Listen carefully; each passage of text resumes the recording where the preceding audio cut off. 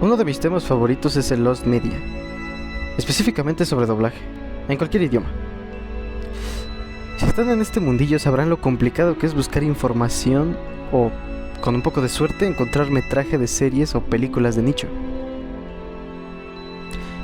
Conozco varios casos de los que me gustaría hablar, pero de todos estos existe uno que en mi opinión es de los casos más complicados de Lost Media en el doblaje latino. Y ese es el de las ultraseries. Si entraste a este video sabrás a qué series me refiero. Pero si no, déjame presentarte una de las franquicias de ciencia ficción más longevas e importantes de Japón. Que dicho sea de paso, a la fecha en la que grabo este video, celebra su 60 aniversario. Al ser una franquicia tan importante y con una considerable base de fans en Latinoamérica, se me hace bastante raro que no se haga el esfuerzo de recuperar o difundir el material de esta franquicia al español latino. En ese sentido siento que la franquicia de Ultraman ha sido bastante maltratada, ya que estamos en un buen momento para ser fans del tokusatsu, ¿no? Entonces me puse a investigar en diversas fuentes y encontré varias pistas sobre el posible destino de estos doblajes.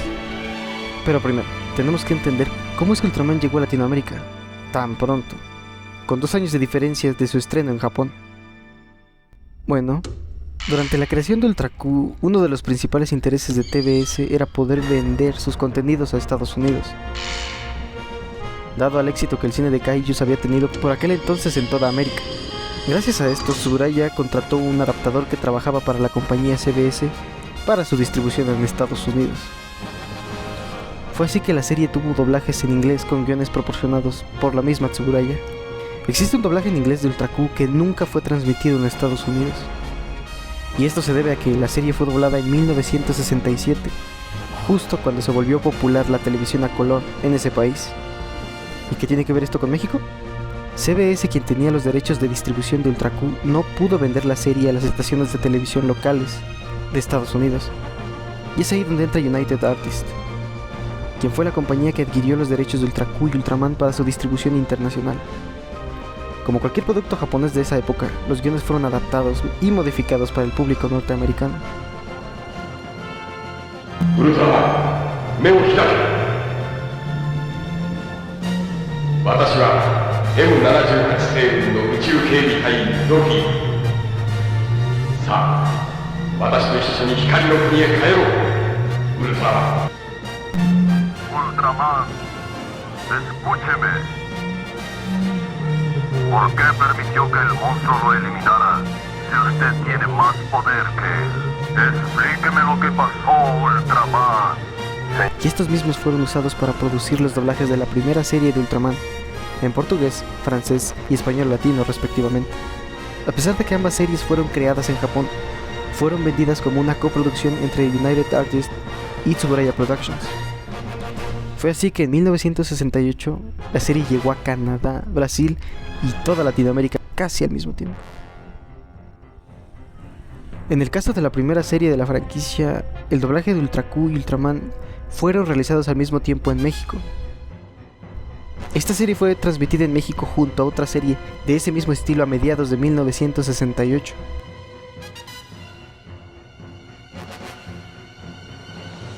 Y la pregunta del millón, ¿los doblajes están perdidos? La creencia popular es que el doblaje de estas series está irremediablemente perdido. Y lo está, ¿no? Bueno, pero puede que tengamos una última esperanza. En cuanto a Ultra Q, a finales de los 70, United Artists fue absorbida por la división televisiva de la Metro-Goldwyn-Mayer, quien se dice recuperó algunos de los doblajes internacionales en su archivo fílmico. La serie Ultra Q ha sido uno de los doblajes Lost Media más buscados en la comunidad estadounidense de fans del tokusatsu. Y en una entrevista a los colaboradores del libro Eiji Tsuburaya Master of Monsters, dijeron que Tsuburaya recuperó los doblajes en inglés de Ultra Q y de un lote de cintas de la misma serie sin clasificar, además de los 28 capítulos doblados al inglés. La serie Ultra Q no tuvo ni de cerca el éxito de su sucesora. Por lo tanto, hay una posibilidad de que la Metro-Goldwyn-Mayer haya recuperado ese doblaje.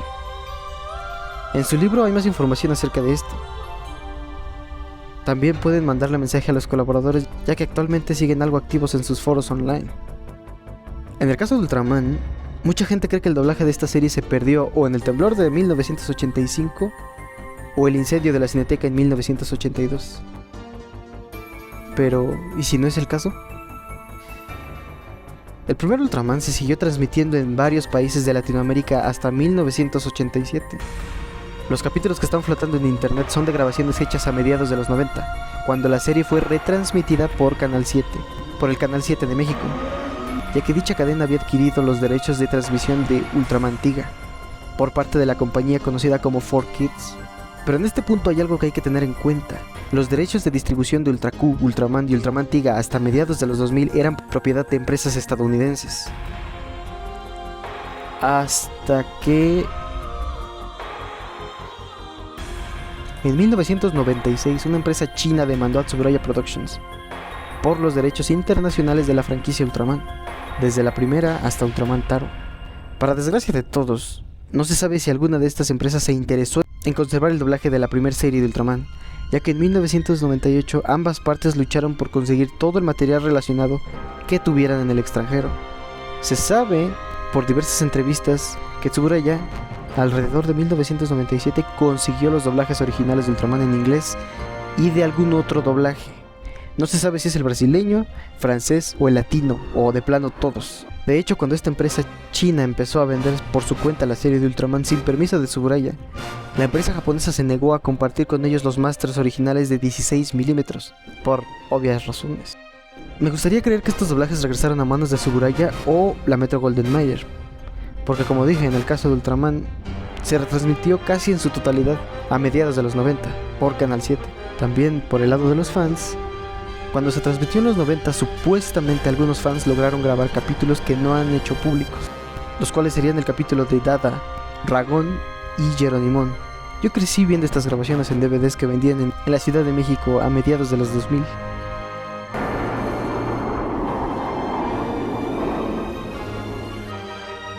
¡Lo logré! Ultraman, hicimos un buen trabajo juntos. Bueno, además de eso, hace muchos años había un rumor sobre un supuesto coleccionista privado que había adquirido un par de episodios de forma cuestionable, ya que según yo ese material debería tener derechos de autor o algún tipo de protección. De ser así, pues bueno, cosas que pasan en México. En dado caso de que el doblaje esté aún en buen estado para ser restaurado, el doblaje de las dos primeras series están atrapadas en un limbo legal, del cual no valdría la pena recuperar debido a la poca o casi nula importancia que tienen estos doblajes para los actuales dueños de los derechos en Norteamérica. Ya hablamos de Ultraman, pero ¿y Ultra 7? Bueno, aquí la cosa es complicada.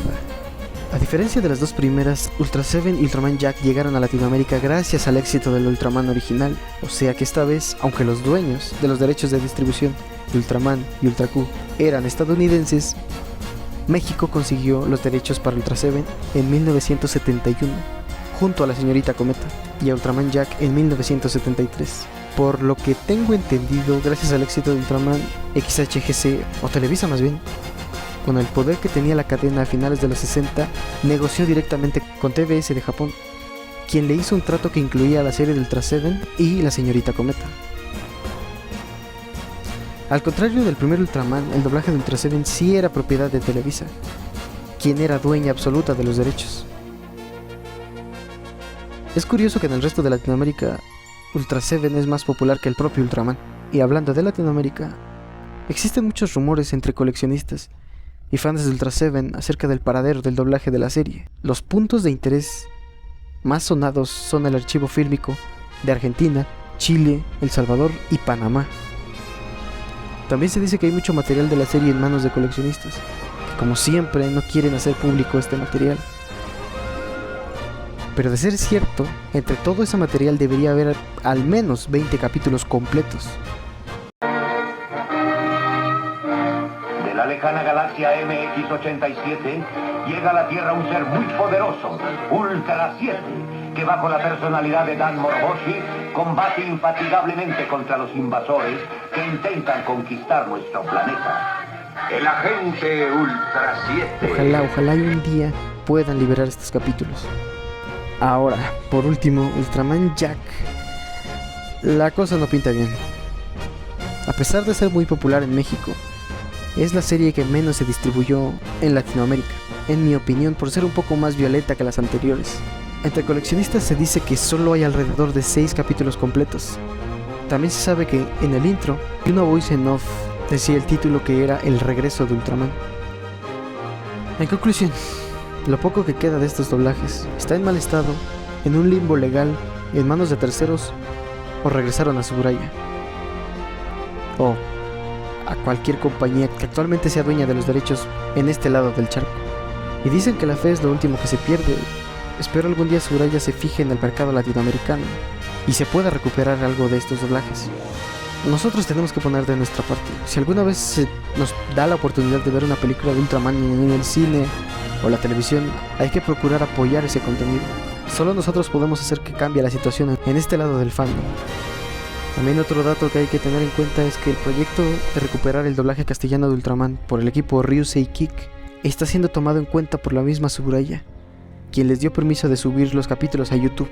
Por lo tanto, creo yo que tenemos que apoyar este proyecto si queremos ver más Ultraman en español, porque desde nuestro lado por el momento no he visto ningún intento de acercarse a Tsuburaya directa o indirectamente. Ultraman, al ser un personaje tan icónico que ha sido amado por generaciones alrededor del mundo, espero algún día poder tener más contenido de Ultraman en nuestro idioma.